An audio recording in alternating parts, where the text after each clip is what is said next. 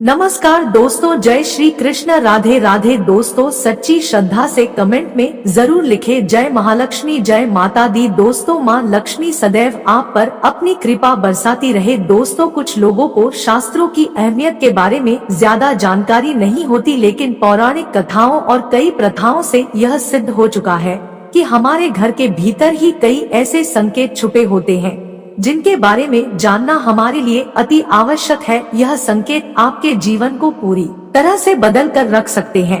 राजा को रंग और रंग को राजा बना सकते हैं। ज्योतिष के अनुसार जब दरिद्रता और गरीबी आप पर हावी होने लगती है तो आपके घर की कई चीजें इशारा करने लगती हैं।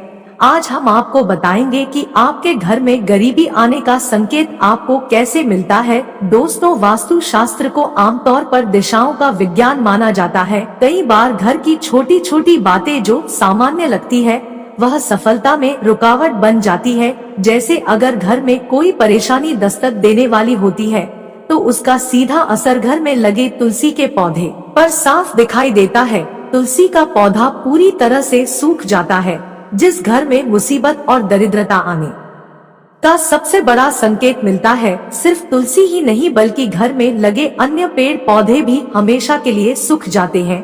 दोस्तों इस बात का भी ख्याल रखें कि मासिक धर्म के दौरान महिलाओं को कभी भी पेड़ पौधों में पानी नहीं देना चाहिए। अगर आपके घर में लगे पेड़ पौधों की पत्तियां सूख रही है तो उसे तुरंत कटवा ले, इससे आपके ऊपर कर्ज बढ़ने की सबसे ज्यादा संभावना बढ़ जाती है। रसोई घर में रात के झूठे बर्तनों को नहीं छोड़ना चाहिए। रसोई घर में रात के झूठे बर्तन और तवा कढ़ाई अगर आप झूठा छोड़ देते हैं तो घर में गरीबी आने का सबसे बड़ा कारण माना जाता है। शास्त्रों में कहा गया है जो व्यक्ति झूठ पड़े बर्तनों को साफ नहीं करता वह अपने जीवन में विफलता का ही सामना करता है, और जिस घर में झूठे बर्तनों को रात में ही धो दिया जाता है वहाँ पर लक्ष्मी जी का वास स्वयं हो जाता है। भूलकर भी अपने सोने वाले कमरे में पलंग के सामने आईना नहीं लगाना चाहिए। ऐसा माना जाता है कि अगर पलंग के सामने आईना लगा हो तो इससे पति और पत्नी के बीच के रिश्ते में कड़वाहट पैदा होने लगती है। इतना ही नहीं, इससे घर की आर्थिक स्थिति पर बुरा प्रभाव पड़ता है। इसके अलावा कमरे के बीचों बीच पलंग रखने से आपको बचना चाहिए। इससे व्यक्ति थका थका और तनाव से घिरा रहता है। इसके साथ व्यक्ति के कार्यों में बाधाएं भी आती है और परेशानियों को भी झेलना पड़ता है। घर में दूध उबलकर गिरना भी अशुभ माना जाता है।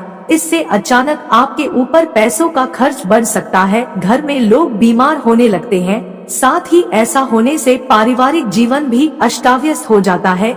इसीलिए आगे से इस बात का जरूर ध्यान रखना चाहिए और घर में उबलते हुए दूध को गिरने से बचाएं। कुछ लोग अक्सर अपने घरों में बाथरूम के दरवाजे को खुला छोड़ देते हैं, लेकिन यह गलती आपके लिए काफी भारी पड़ सकती है। घर में बाथरूम का दरवाजा कभी भी खुल नहीं छोड़ना चाहिए। बाथरूम का इस्तेमाल करने के बाद दरवाजा बंद कर दे। दरवाजा खुला रहने से घर में नकारात्मक ऊर्जा बनी रहती है और दरिद्रता का वास होता है। अगर आप घर से बाहर जाएं और आपको लौटते समय घर के बाहर छिपकली के दर्शन हो जाए, घर के दरवाजे पर छिपकली के दर्शन होने से आपका बुरा वक्त शुरू हो जाता है। ऐसे में आपको बुरे वक्त के लिए स्वयं को तैयार रखना चाहिए और हिम्मत से काम लेना चाहिए। अगर आपने कोई नया घर लिया है और उसमें मरी हुई छिपकली मिल जाए तो आपको गृह प्रवेश से पहले आपको पूजा हवन इत्यादि जरूर करवा लेना चाहिए। अगर आप ऐसा नहीं करते हैं तो उसे घर में रहने वाले व्यक्ति की तरक्की कभी भी नहीं हो सकती। दोस्तों घर में देवी देवताओं की तस्वीर कभी आमने सामने नहीं लगानी चाहिए। यह वास्तु दोष घर में है और विभिन्न तरह की परेशानियों को जन्म देता है। इसलिए इस बात को हमेशा ध्यान में रखें और गलती करने से बचें। दोस्तों घर छोटा हो या बड़ा हो साफ सुथरा होना चाहिए, क्योंकि स्वच्छ घर में ही माँ लक्ष्मी और देवी देवताओं का वास होता है। स्वच्छ घर में रहने वाला परिवार हमेशा सुखी और समृद्ध रहता है। सफाई की दृष्टि से झाड़ू एक महत्वपूर्ण भूमिका निभाता है। उसका प्रभाव वास्तु शास्त्र के हिसाब से घर और घर में रहने वाले लोगों के जीवन पर भी पड़ता है। घर की स्वच्छता को बनाए रखने में झाड़ू का उचित महत्वपूर्ण प्रयोग है। घर में किसी मेहमान का आगमन हो या त्योहार है तो उनके आने से पूर्व घर में झाड़ू से घर की सफाई की जाती है। स्वच्छ घर ही सुंदर लगता है। झाड़ू लगाना जितना जरूरी होता है उतना ही झाड़ू का रखरखाव भी जरूरी है। झाड़ू कब और कैसे लगाना चाहिए, झाड़ू कहाँ और कैसे रखनी चाहिए, झाड़ू को आपको किस दिन खरीदना चाहिए, किस दिन घर से बाहर करना चाहिए। शास्त्र के अनुसार झाड़ू के उपयोग से संबंधित कुछ नियम बताए गए हैं जिससे घर की आर्थिक स्थिति और लोगों के जीवन पर प्रभाव पड़ता है।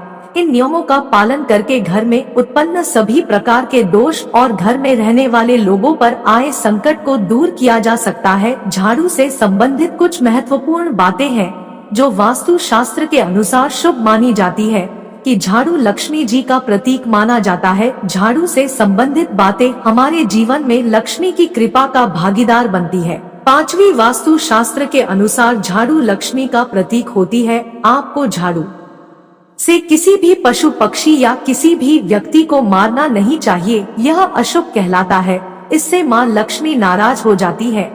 छठी बात, झाड़ू कब नहीं लगाना चाहिए। वास्तु शास्त्र के अनुसार किसी मेहमान के जाने के तुरंत बाद झाड़ू नहीं लगानी चाहिए, यह अशुभ संकेत देता है। मेहमान के जाने के बाद थोड़ा रुक कर ही झाड़ू लगाने चाहिए। कहीं यात्रा पर जाना हो तो भी इस बात का ध्यान रखें कि यात्रा पर जाने से तुरंत पहले झाड़ू न लगाएं। सातवीं बात, झाड़ू का दान। वास्तु शास्त्र के अनुसार मंदिर में शुभ मुहूर्त देखकर किसी शुभ अवसर पर झाड़ू का दान करना शुभ माना जाता है। दान धर्म शास्त्रों में शुभ होता है जो धन सुख समृद्धि में सहायक होता है। झाड़ू का दान करने से मां लक्ष्मी की कृपा प्राप्त होती है। आठवीं बात, झाड़ू के प्रयोग से पहले झाड़ू में सफेद या लाल रंग का धागा बांध दे, इससे घर की नकारात्मक ऊर्जा नष्ट होती है और घर में सुख समृद्धि के शुभ संकेत मिलते हैं।